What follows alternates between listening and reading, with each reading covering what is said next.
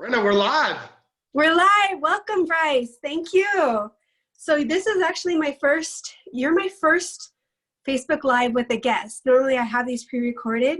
And so to everybody, this is Bryce McKinley. He's he's a coach, has real estate background. I'll let him tell you a little bit of his story, but he's also my new friend who's helped me a little bit with Zoom because I am completely, as I've said before, illiterate. But hi, Bryce. How you doing?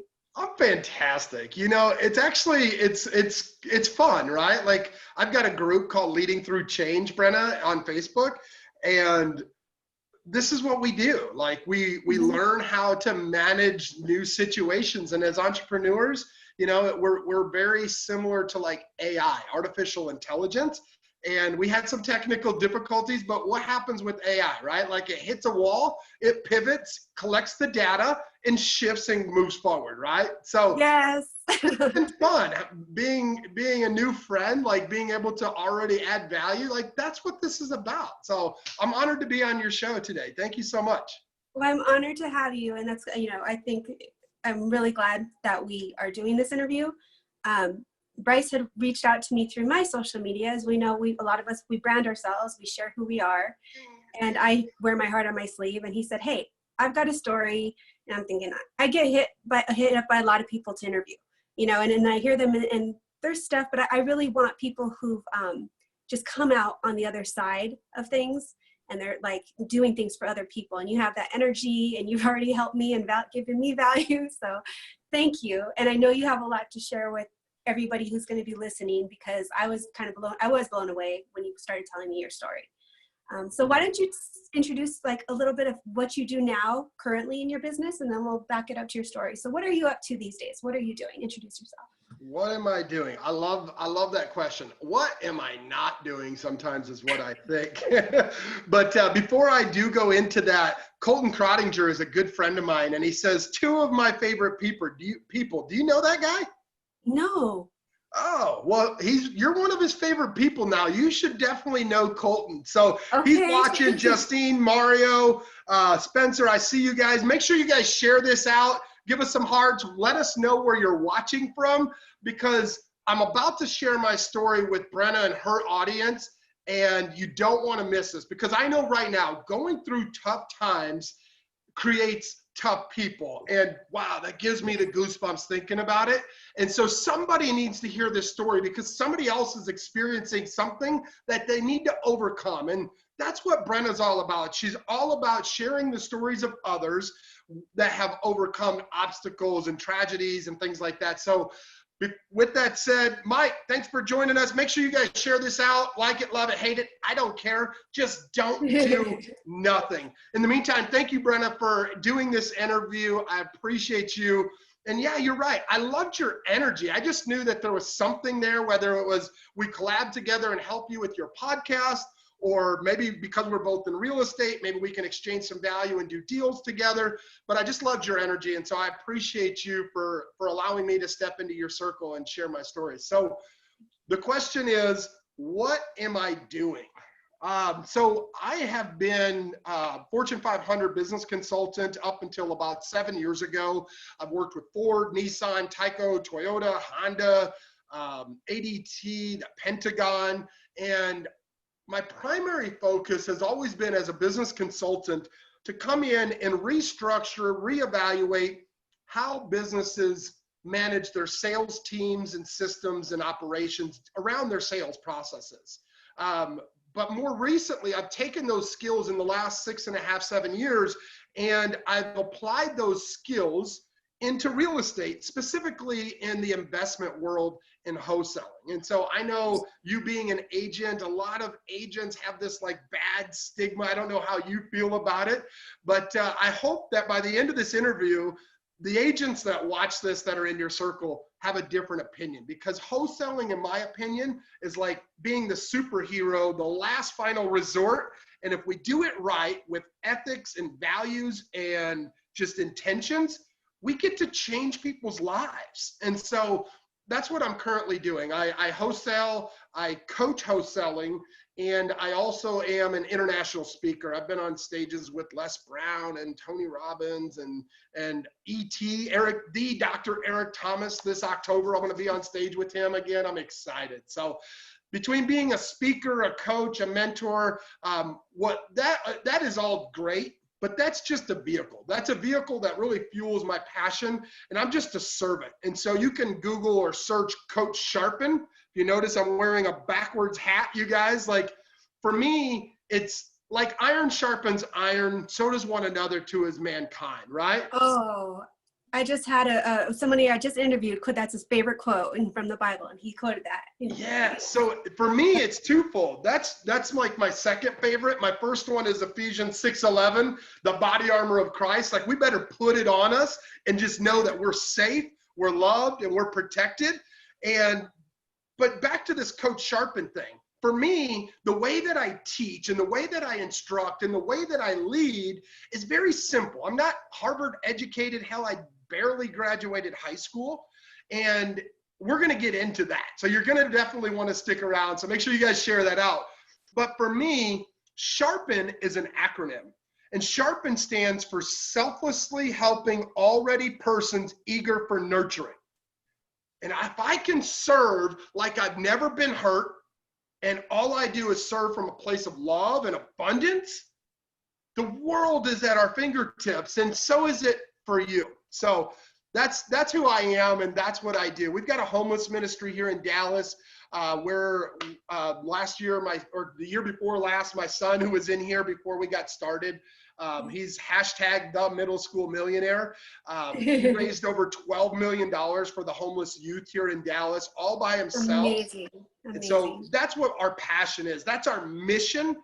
But what I do to fuel that mission really is real estate coaching, mentoring, and personal development. Love that. I love that. Now, you've obviously been successful at this, and I love that you've talked about all these people that you were on stage with, and you're on my little series right now. So thank you. I love seeing what God can do. And I think at the end of the day, oh God, for me, I have my own roads and journeys I've been on, but being a servant was kind of something that I didn't realize how much of a calling that was on my own life. How did you, and it kind of came into, well, that's what I want to do. I want to help people in the ways that I can, in ways that my energy and my physical body will let me. How did you know that your purpose was to start serving? What triggered there? Because I know you didn't, we usually don't come out and say, I'm going to serve the world right now. When did that happen for you?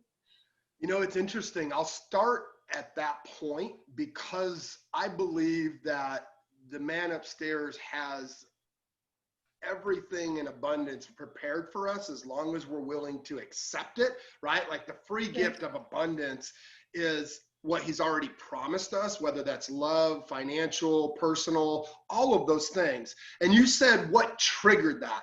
And that's exactly what it was. It was that little box right there on my shelf on my office desk here is the case for a .40 caliber pistol.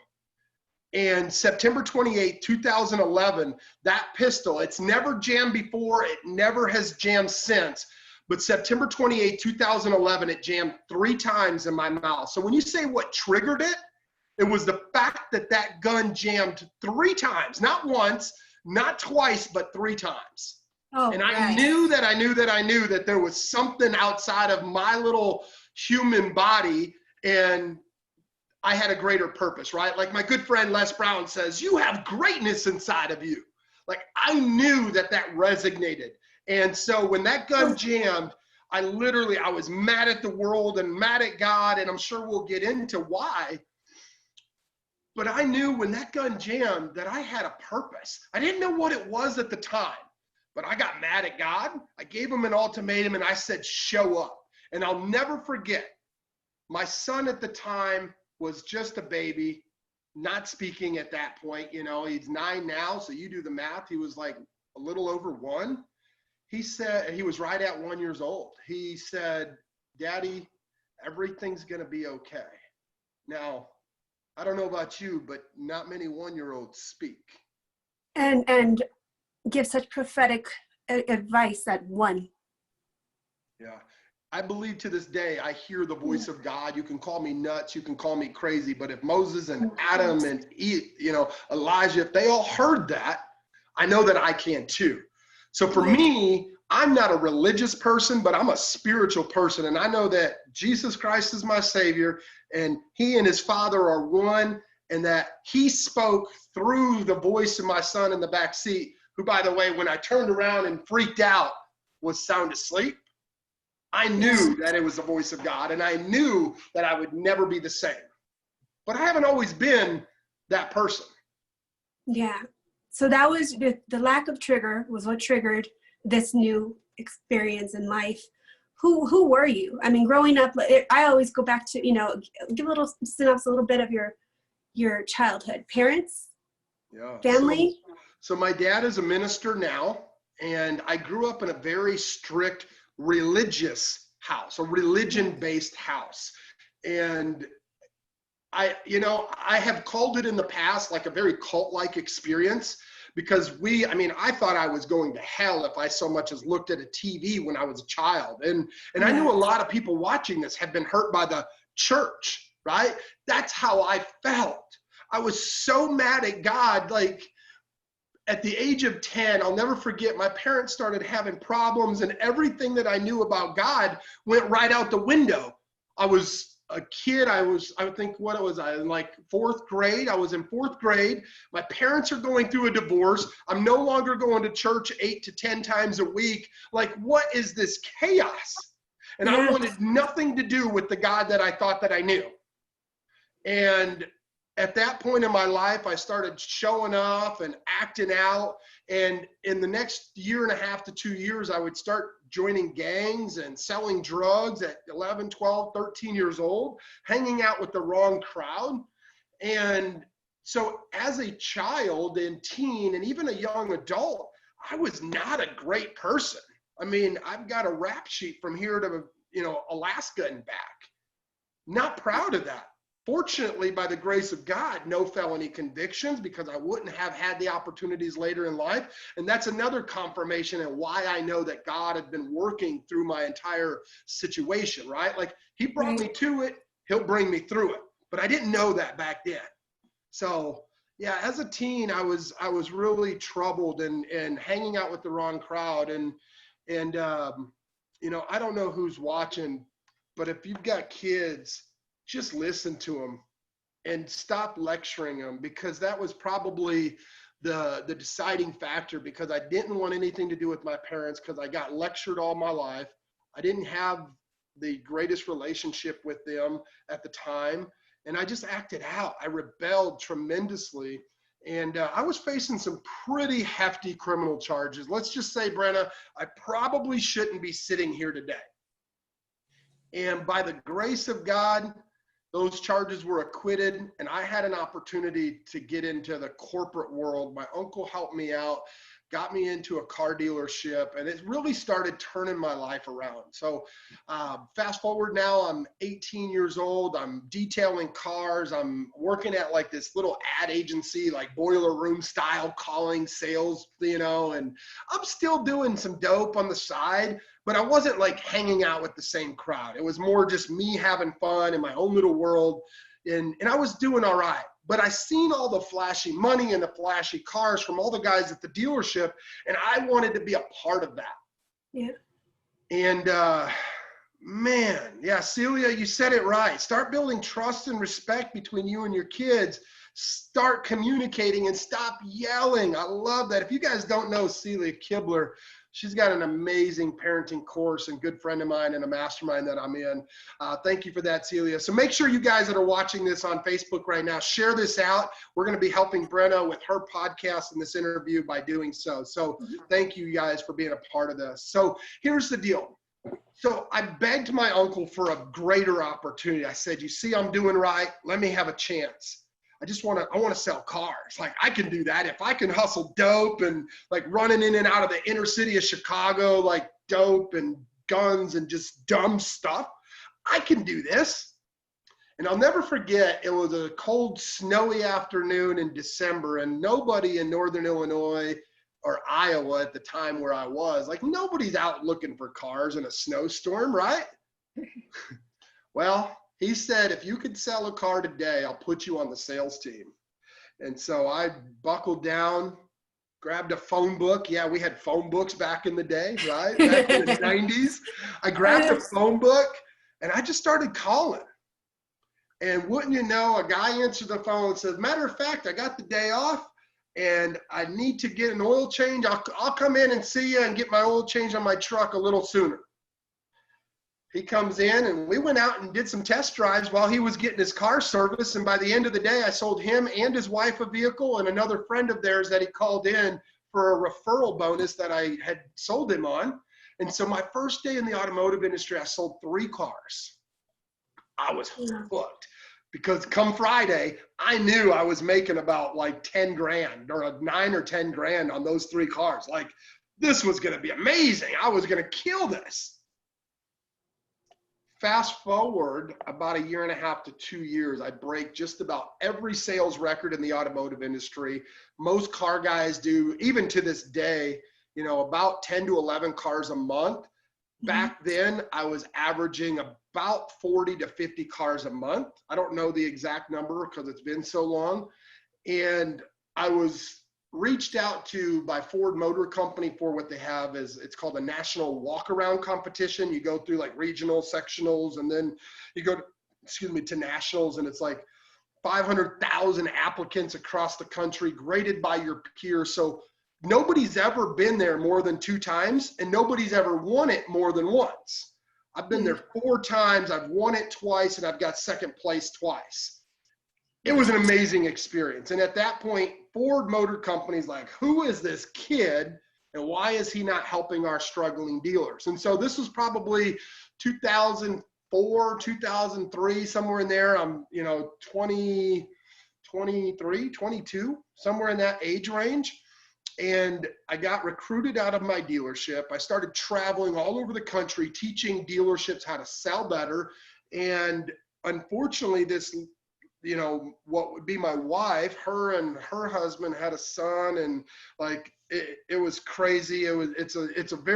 We had a really interesting relationship, right? Like, I didn't have the same beliefs that I had today, but we lost this boy. And she had been drinking pretty heavily because of it. And to put it into perspective, her mom was my Sunday school teacher growing up. So we'd known each other all of our lives. Yeah. And I'll never forget, she was in and out of the hospital facing,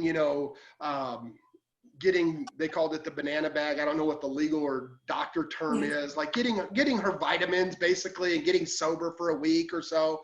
I'll never forget, it was June and she's like, this is it, I'm gonna do this.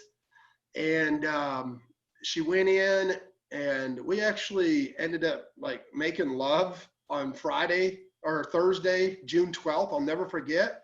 And I'm like, let's do this. Like, we were Bonnie and Clyde. Like, we were going to take over the world. She was super successful running a daycare and a salon, and she had some businesses, and we were making millions of dollars. We were doing pretty well, but she was battling this depression and anxiety.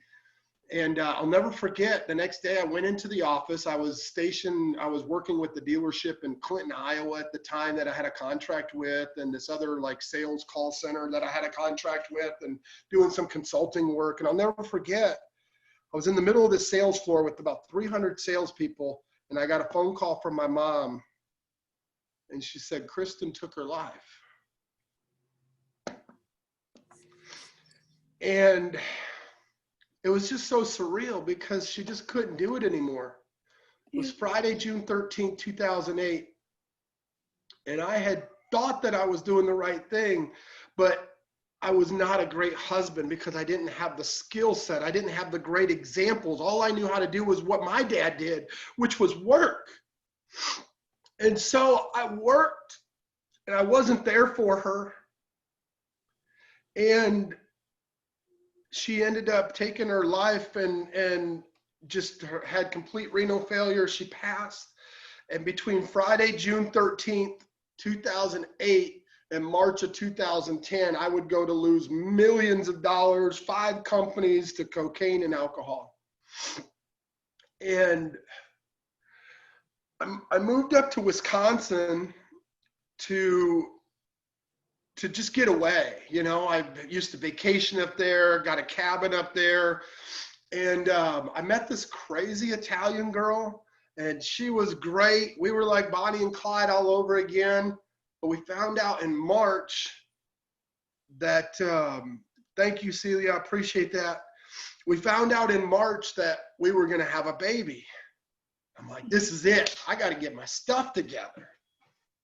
And so come November 2010, our son was born, and she had a lot of difficulties. He had some difficulties, you know, he's since has been diagnosed. He's on the spectrum. And it was just an awakening. And I'm like, man, I built multi-million-dollar companies before. I can do this again. And I got my hat on right, my head on straight, and I went to work. But I invested in myself. So you guys watch it, invest in coaches, invest in mentors, and follow those that you want to be like, and just trust the process. And I've got some parenting and relationship tips too, if you want to hear them, Brenna. We can talk about that. But I'll never forget, we moved to Dallas in early 2011, and I'm sobered up, and I realized I came home one day and she hadn't sobered up, and we started having some issues. She was having one of her family members send her pills and abusing prescriptions and things like that, and we were having some issues. But we were going to work through them for the sake of our son, and she had 2 boys, and I love those guys, right? And I'll never forget, I came home after a long week. I came home early on a Friday, and she's passed out on the bed, and there's pills everywhere. And there's my little guy on the floor just like rolling around. I'm like, Fudge, not in those words. I'm like, Fudge, why? Like, why again? Mm-hmm. And I did what every gangster does, right? Like the old gangster in me kicked in. I picked up my boy, I went and packed a bag, and then I put him back down in the mess and took some pictures. And I went to a hotel, and that weekend I stayed at a hotel just praying and not knowing what was going to happen. And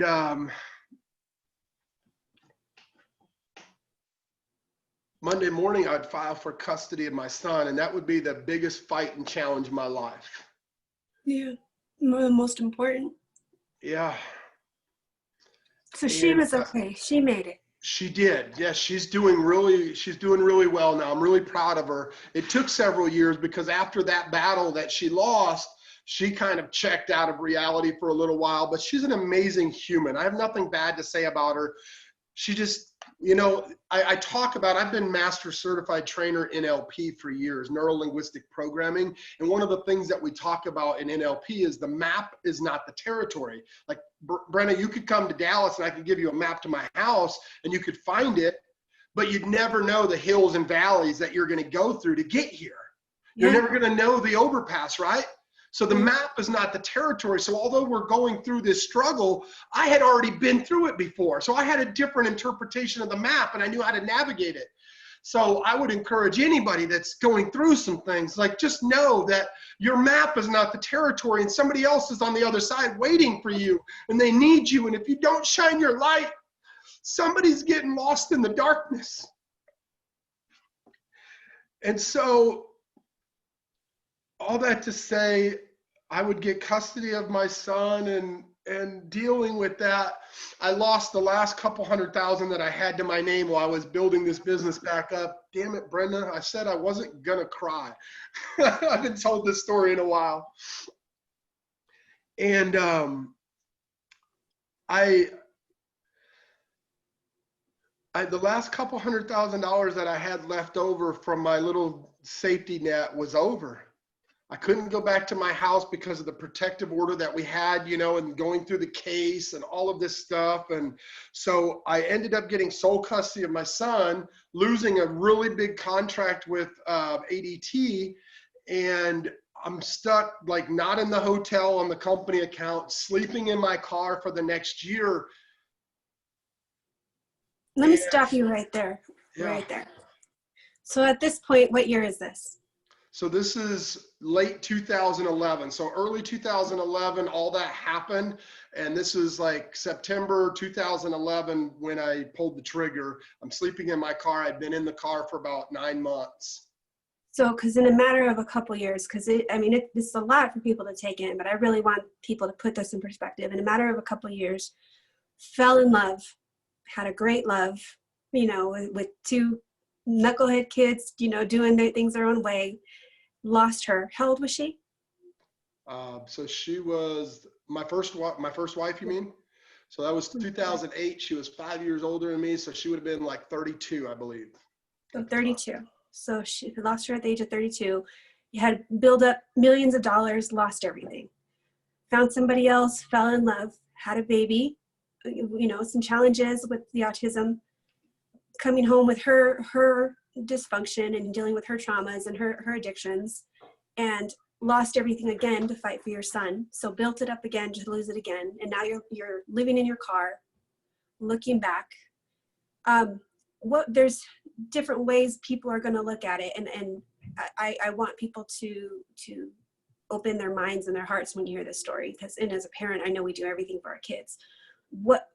When you had your son in your car, a lot of people say, wouldn't you take him to family? Why wouldn't you have him somewhere else? I mean, what were you going through at that time in the fight where especially when you come to the point, and I understand, because I understand depression and I understand people's minds when they're fighting for everything, but you're in the car and then where you're just, ready to take your life. I mean, what was that like for you?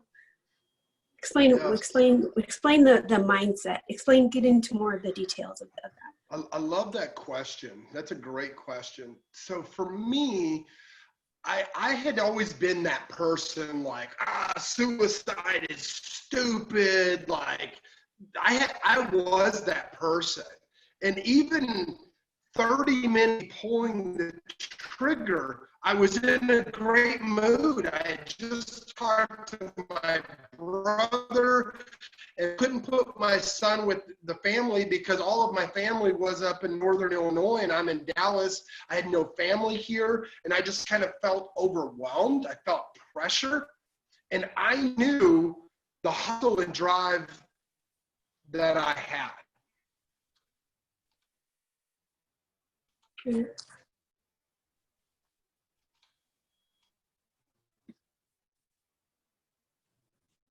Right. I'm losing you. Hello. Our connection. I don't know if it's just my side or your side, but I'm losing you real quick. We should be good now. Can you hear me?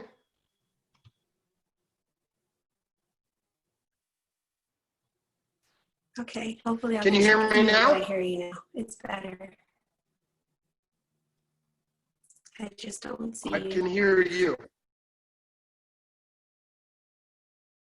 All right. I can see you. Here we go. Hello. Brenna?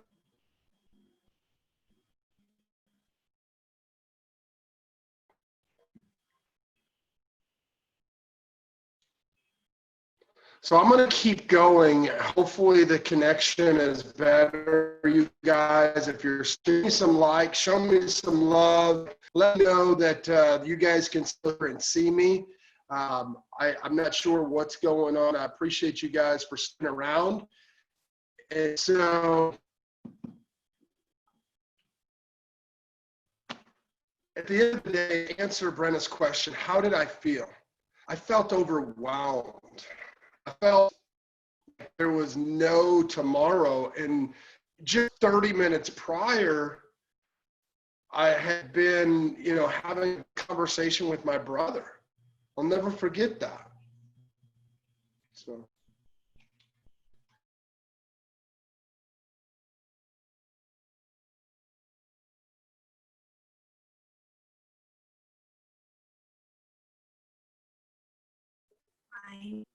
There we go. Brenna, can you hear me? Yeah, I can hear you. I can see you. I can see you and I can hear you now. Okay, I can hear you. Thank you guys so for we can sticking still have a around. conversation. Yeah. So Brenna's question was, how did I feel in that moment? And how I felt was just overwhelmed. Like my mentality leading up to how I was feeling was, you know, I'm a hustler. I can do this again. Like I've got something to live for, and just kept pushing. I kept striving to be better. I kept pushing forward, and I kept, you know, asking questions, and it just got better and better. And I hit this wall. Is that better, Brenna? Can you hear me? Can you see me? I can hear you and visuals coming back, so we'll just keep going. Okay.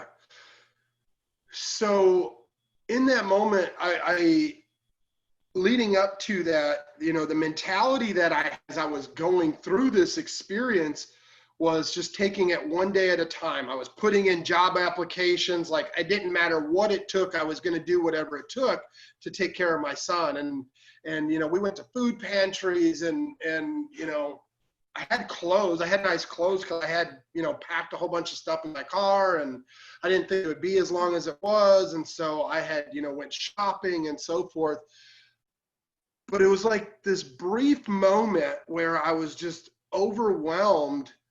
And literally, I wrote my son a letter. I wrote my mom a letter. And I just said I couldn't do it no more. I was done. Right.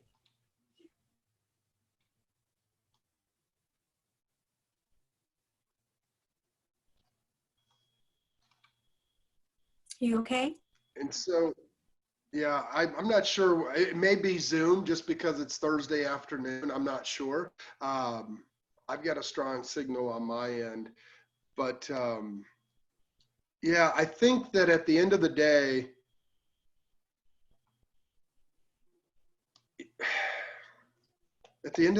I would just say that, you know, when there's a shadow in your life, the only thing between you and the light at the end of the tunnel, or the light on the other side of that, is the obstacle. And so when you start looking around that and figuring out how you can navigate through a different map and reach out and not be afraid to ask for help, that was kind of the deciding factor, because I just laid everything out. I started selling people on the idea, like, look at what I've done. You want to be here when I get there. Look, I've been uberly blessed. My mission right now, personally, financially, is to be able to live off of 10% and give 90% away. Reverse tithing. So, you know, when there's a shadow in your life, there's always light casting the shadow on the other side of the obstacle. So keep pushing, keep asking questions, and don't be afraid to reach out. I love that. I love that, how you said that. When there's a shadow in your life, there's always light. Push casting that shadow. That's beautiful. That is beautiful. So now you also talked about, so you had that epiphany. You tried 3 times to shoot yourself, gun in your mouth, and the gun, it didn't work. It jammed. So you know, okay, God's doing something. Where was the transformation then? Where did you say, okay, like, what did you take? What did you decide the next day, okay, like, this is going to be different? What steps did you take from that? Yeah, so I got mad. I'll be honest. I got mad at God. I was just like, I call God my bro because he's kind of gangster like that. I was like, you know, God, if you're half of what you say you are and anything like they say you are, show up. I'll never forget. Show up. And boy, did he ever, because I heard that audible voice. I heard that voice again a second time that night. And between him speaking through my son and saying, Daddy, everything's going to be okay, I heard him say, bro, I got you. And I'll never forget, like, wrestling with God spiritually and mentally.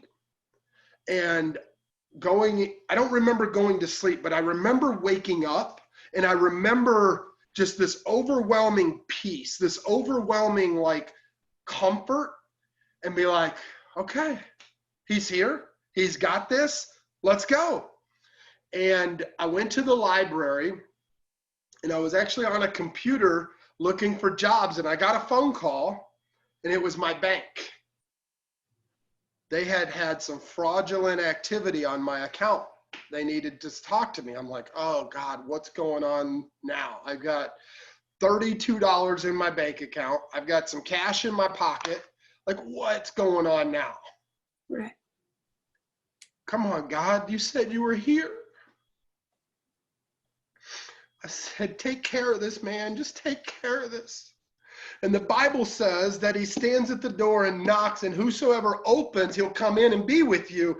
And whatsoever you ask, you will receive. And I leaned on that, and I'm asking, and I'm telling him, I'm like, dude, I need this right now. Like, what's going on? And I'll never forget, I walked in the bank. Oh, Mr. McKinley, come over here. And they sat me down. And they said, we just need to verify some transactions. And they started going through the last 3 transactions to verify that I was who I was. Mm-hmm. And they're like, who is such and such incorporated? I was like, oh, that's an old client of mine. Like, what's wrong? Well, they made a deposit yesterday that cleared in the amount of $20,000. Like, what? I called them up, and they're like, yeah, we found an old invoice. Go ahead and just accept funds. I'm like, come on, bro. Like, come on, dude. You knew this all along. Like, come on, what was the purpose? So then I started asking more questions. Like, what was the purpose of this? Yeah. And the bank said that because of the fraudulent activity, they had to put me on this like stipend, so I could only take out $2,000 a month for the next 10 months. They said 12 months, but now I had an allowance. I had $2,000 a month for the next 10 months. I'm like, I can do this. $2,000, shoot, I can live off of that. Let's go, bro. Let's go. I went to the library. I redid my resume. I'm an international speaker, business consultant. If you don't know, now you know what time it is. So for all of you that are watching, that's where you know what time it is comes from. Like, you know what time it is. And I put that on my resume, and I shortened it down to 1 page, and I sent it out, and I started getting targeted by ads on YouTube as I'm like watching videos for real estate. And I heard about wholesaling real estate. And so I'm watching these videos, and I get another phone call. This is the same day. This is less than 24 hours. This is on, I believe, a Saturday. I don't remember what day it was. It was whatever September 29th is. Like, I'm at the library in the morning. Like, I'm on fire. I just left the bank, so it was early afternoon probably. And I get a phone call from this apartment complex, and they're like, hey, we found an old application, and we've got a couple of rooms or a couple of units available. Just wondering if you're still in the market. I'm like, come on, bro. Come on, bro. No money, no deposit, first month's rent free. So now I got $2,000 to do whatever the heck I want, and no bills because of this old apartment. So I moved in this 1-bedroom apartment in McKinney, Texas, and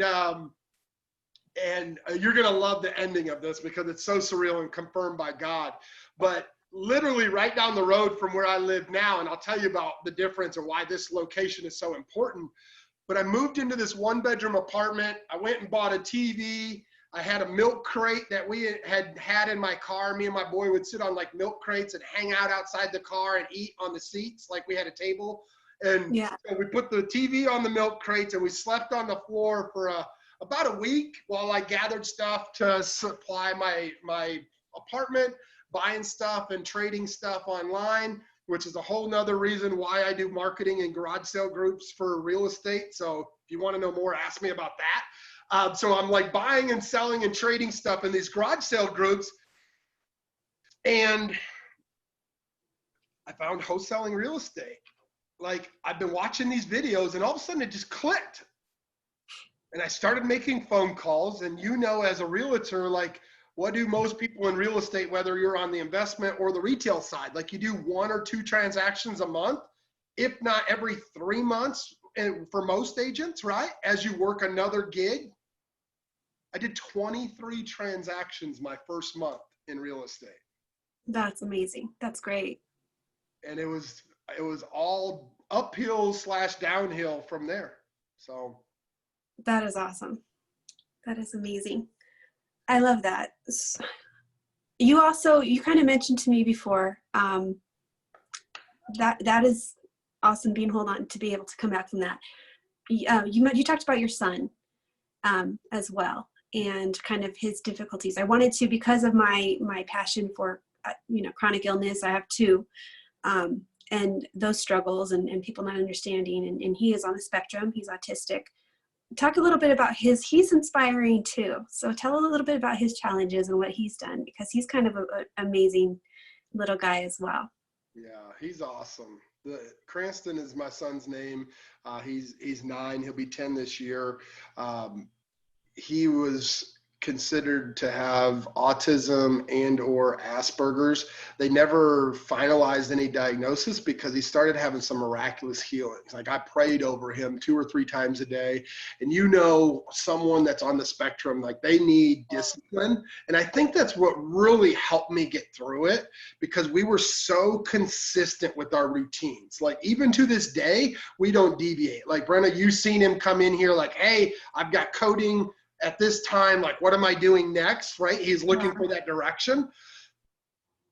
But that discipline that I put in place as I was learning to be a better dad, because I've got a daughter that's 22. I don't have a great relationship with, even to this day. I love her to death, but it was better back in my old days that I wasn't a part of her life, because I didn't want her involved in that chaos as a teenager. And so her mom has done an amazing job with her. But that discipline that I had to put in place for him is probably what carried us through. And he loves people. And I would say he was about 4 years old, and I was praying over him, and he was not supposed to speak. Like, he spoke, but he was just like gurgled and like grumble. Like, it was hard to understand him. And even to this day, people think that he has like a British accent, because it's not like crystal clear like how you and I speak, but he sounds like he has an accent. And I'll never forget it. Like, 4 years old, he's like, Daddy, I love you. Just plain as day. And I'm like, come on, bro. What's up? Like, and I said bro talking to God, because that's who I call my God, right? Because God's kind of gangster, if you didn't hear that when it was all choppy. But like, I'm like, come on, bro. And I gave him like this handshake, and we do this handshake, and we do this. And that's us showing love for us, showing love for God, and then showing love for the world. And then let's go. That's our handshake. And we did our handshake. And I'll never forget, he started wanting to get involved. He started helping me like do things around the house that he never wanted to do before. He started just opening up, and I seen the love that he had for people. He just loves people. He's probably the kindest soul I've ever seen. Like, he's just a gentle giant. Like, he's the size of most 15-year-olds, but he's 9, So, yeah, that's my boy. I love that little guy. Aw, and you said you call him the what is it? The kid millionaire? What is his little? The middle school millionaire. So yeah, 2 years ago, I reunited with an old friend of mine, Matt Maddox, like international speaker, author, coach to the stars, like just an amazing human. And he and I like grew up in the same like cult-like religion way back when. We reunited a few years ago, and we'd always kind of like, just like, I'd always followed him, and we did things, whatever, like spiritually, I felt like we were always connected. And it was about maybe 3 years ago or so, like we reunited and went to a mastermind with him. And, between sitting in the room with him and Tony Robbins and Russell Brunson, like just these amazing millionaires and billionaires, my son's like, I want to do this. Like, I want to help kids. I'm like, let's go.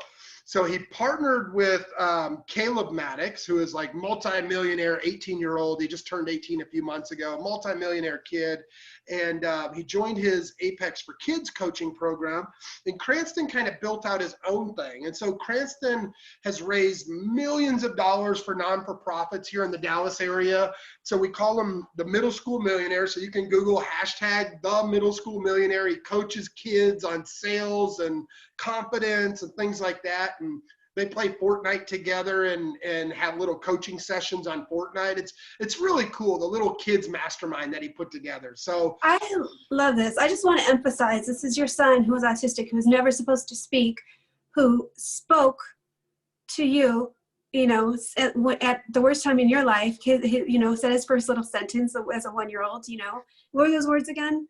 I'm missing. Daddy, everything's going to be okay. Daddy, at 1 year old, this boy's not supposed to talk, and he's able to say, Daddy, everything's going to be okay. And then comes out later. And now he's speaking. He's a speaker, and he goes out and yeah, he just did a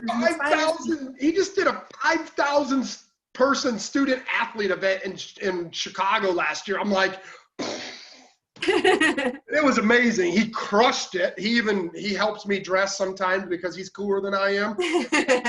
Matching jean jackets and like skinny jeans and cool like high top boots. I'm like, all right, bro. Like, yeah. So my little guy is a stud. He's a stud. I love it. We're going to the lake later today to hang out and jet ski. So like we do everything together. I love that. So you brought up something and it keeps repeating itself. So I figure this is because something keeps showing itself to me. This is something I think I definitely want to address it with you. It's my own journey. And I think I look at it a lot in my culture. The way our culture is. I just commented something today, but the law of God versus the grace of God, you know, and I've been, you know, Catholic, I've been to Baptist churches, I've been to Pentecostal, and then I've walked away and kept my own relationship with God and my own faith. And through it all, yes, I believe Jesus is my Lord and Savior. And I believe God is within all of us. I believe that you talk about the armor of God, you know, on your arm. And I had to learn, I used to think, oh yeah, we think of swords and shields and God revealed to me this summer, no, the armor of God is the love of God. That's your armor. Yeah. When you love yourself, when you're healed, when you realize a God within you, that's your armor. Because once you realize that we all have that in us and everybody else does, things can't really hurt us. We stop seeing people as their trauma and we start seeing them as God. We can see the God in everybody. But talk about from your background, what is religion versus faith to you? What is God's grace versus the law and to you? What does it mean to you? That's interesting. So for me, just if I were to summarize things in one word, the difference between being and doing is religion. So we are human beings, and most of us are just doing. Right? Like we are in this human body. We are spiritual beings having a human experience. And so what people need to understand is just like Adam and Eve in the garden, like God just wants a relationship. That's why we were created. The only reason there's evil in the world is because he had to tell them, like he had to give them options and give them free will. And when they made the choice, they knew that the consequences were pain and suffering and disease and illness. And so you have the opportunity. The difference between God and religion is a relationship. It's being versus doing. Any religion out there, it doesn't matter if it's a Christian faith or if it's a Protestant faith or it's a Catholic faith or it's a Muslim or Islam, like, well, that's kind of the same, right? Like all of this, they're all doing. They're all trying to be righteous before him. And me and my family, we were sitting down last night and it's crazy because I had this like revelation last night. Like my God, he's a fun God, dude. Like his first miracle on this earth as a human was he turned water into wine. Like they had a celebration. My God parties. He's a freaking rock star. He's gangster. Like he cussed some people out in the temples and he's like, you mother effers, look at what you're doing to my Father's house. Like he's a human. He's spiritual, he's human, he's everything. And so for me, the difference between God and religion is the relationship. You can go to church 1,000,000 times and not know my God. Yeah. Yes. I was Pentecostal as a child, very strict Pentecostal, like the way other end, right? I'll tell you this. For as a man thinks in his heart, so is he. We want to have abundance. We want to do this and we want to do that, right? But God says, I mean, heck, I just wrote it down because one of my mentors said this. Like, what is the first thing that God said to humankind? First thing he commanded us to do. He gave us a chance. We failed. He gives us a second chance and he kicks mankind out of the Garden of Eden and he says, be fruitful. Like, be fruitful. Show what he's done for you. And then multiply, reinvest. Like the farmer doesn't go and plant and get a reward right away. He waits and then has a harvest in the fall. Do you think that he doesn't save some of that? Absolutely. So he saves on his yield, right? And then he replants and then he has a bigger field and he replants and has a bigger field. Multiply. And then he said, create. God said, create. Go and create. You can create whatever you want. He breathed his life into us, and with the same breath, he created. And then he said to reign and dominion over the earth. Dominate. Be the best at whatever you're being. Be the best. Be fruitful. Multiply, create, and dominate. That's the God that I have. That's the God that I serve. That's the relationship that I have. So the difference between God and religion is a relationship. He's a party animal. He's gangster. He's soft. He's kind. He's loving. Like he feels your pain, right? Yeah. Okay. All right. I'm going to start preaching, lady. Oh, preach. Preach. I love it. I could sit and talk about faith all day and love and yeah, my own experience. My own, but I think that's what we have to do. I think I think growing up in that law, you're told what people want you, they want you to fit in a certain box. And I think when you get out of the box, it's like, no, we all have our individual journeys. Nobody's journey is like anybody else. So nobody can say what to do. You have to just find it within yourself and then take it from there. And that's what we're supposed to do. Not to shame the word. We share the word, we share the love. Not to go around and shaming people because they don't do it just the way we're supposed to do it on our journey. So, yeah. It's really simple, right? Like it's really simple. We live in two different perspectives at all times. We're either one, being reactionary, or two, being intentional.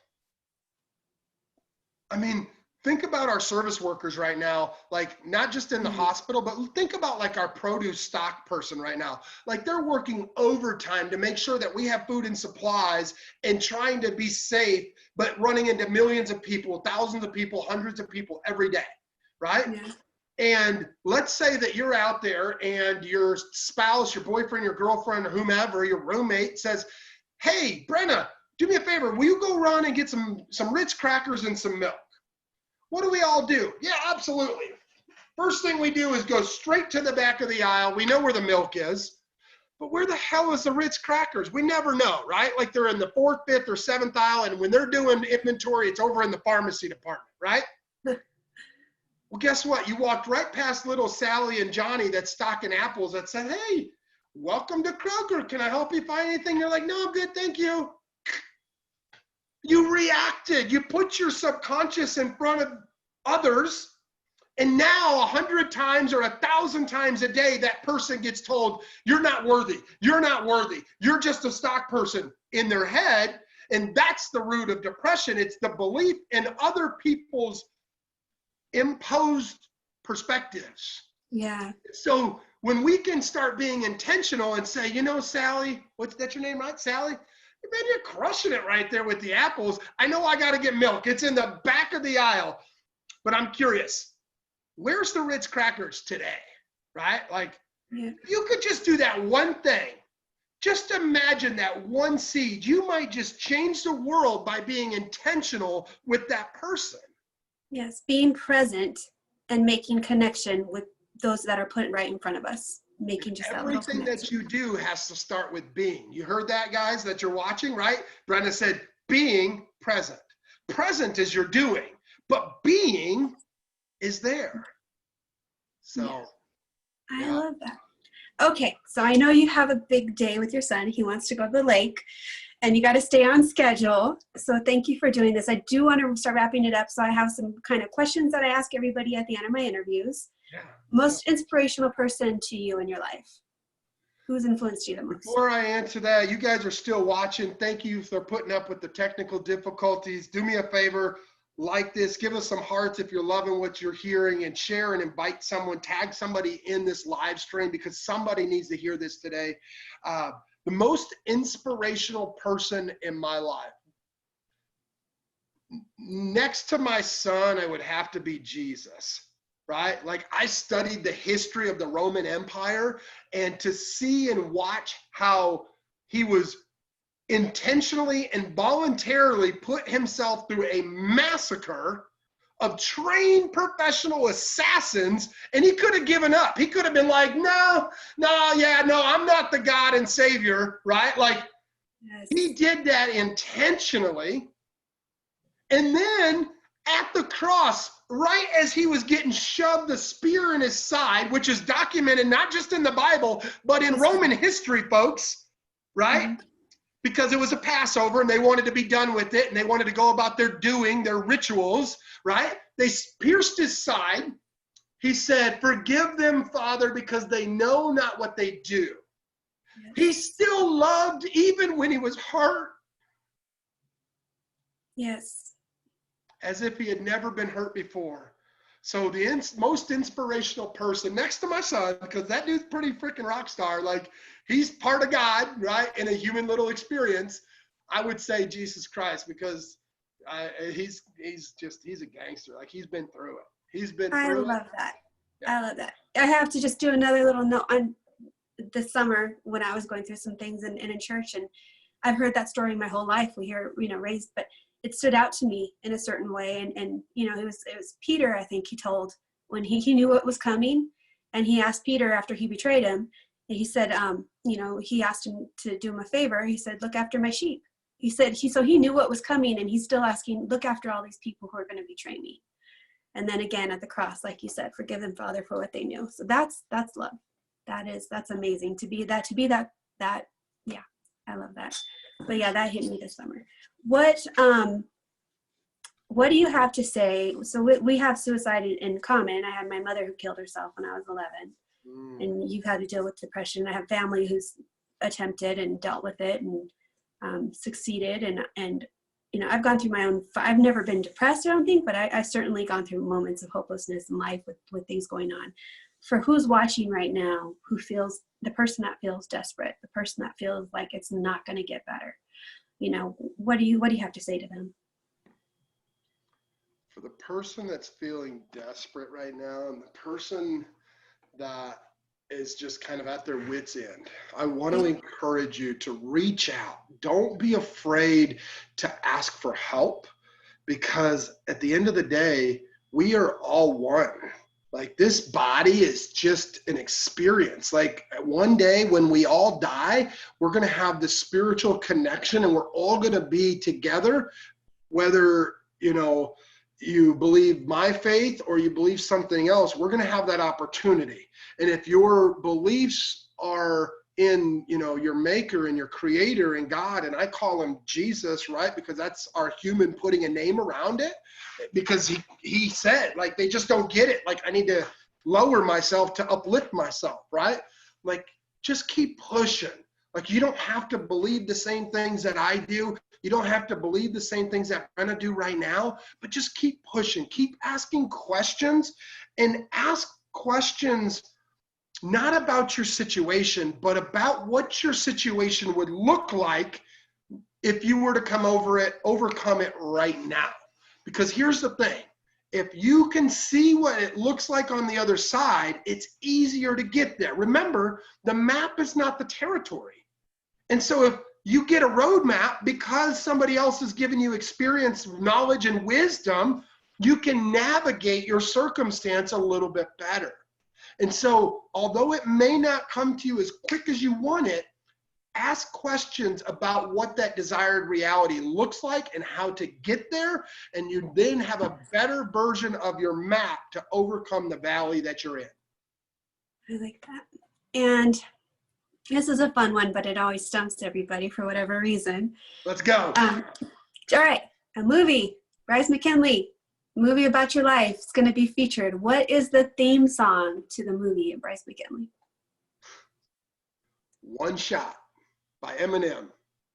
I love it. I'm not even like, because of how I was raised, Yes. like I don't know stats. I don't know names of songs. I don't even think that's the actual name of the song. I know what you're talking about. Yeah. You know what I'm talking about? Like Eminem. Yeah. Like, yeah, like that's it. Do not miss your chance to, blow. This opportunity comes once in a lifetime. Yeah. Yeah. I mean, this is it. We get one experience as a human. One experience. You got one shot. Like, don't throw it away.